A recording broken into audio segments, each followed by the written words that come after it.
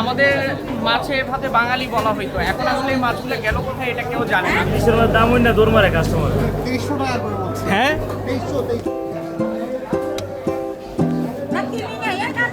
কি নিতে চায় না কোনো কাস্টমার? ইলিশ কমবে না? টাকা আছে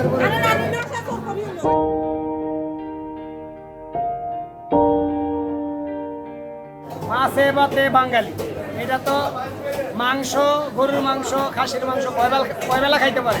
মাছ কোনো সময় মন ভরে না।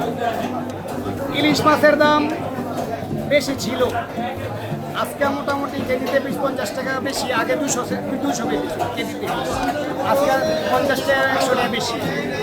ইলিশ মাছের দাম আশা করা যায় পূজার পরে মানুষ তো ইলিশ খায় না।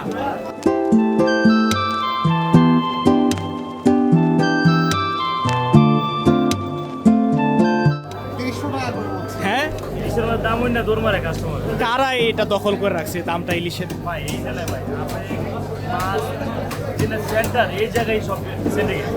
আমরা তো ভাই কিনা নিই। বান্ডেল থাকলে প্রতি সেনমানিতে টাকা বাঁচবে।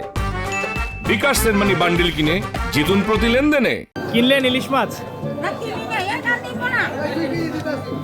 কি নিতে চায় না কোনো কাস্টমার? ইলিশ কমবে না? টাকা আছে ওই টাকা পয়সা না এলে দামাদামি করে।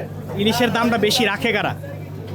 বেশি না, ইলিশ এই মাছ আমরা কয়েকদিন আগে 1200 বেচছি, আজকে বেচতেছি 1100। আমাদের মাছে ভাতে বাঙালি বলা হইতো, এখন আসলে এই মাছগুলো গেল কোথায় এটা কেউ জানে না।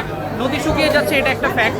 আর হচ্ছে যে সেই ক্ষেত্রে আসলে আমাদের মধ্যে মানে আমরা যারা সাধারণ মানুষ তাদের মধ্যে হচ্ছে যে মাছের মনিটরিংটা দরকার। আপনার প্রোটিনের যে উৎসটা দরকার সেটাই নষ্ট হচ্ছে। তো মানুষ আসলে ভবিষ্যতে কী খাবে? আমরা ডাক্তার যারা তারা বলে কার্বোহাইড্রেট বাদ দেন বা কমান।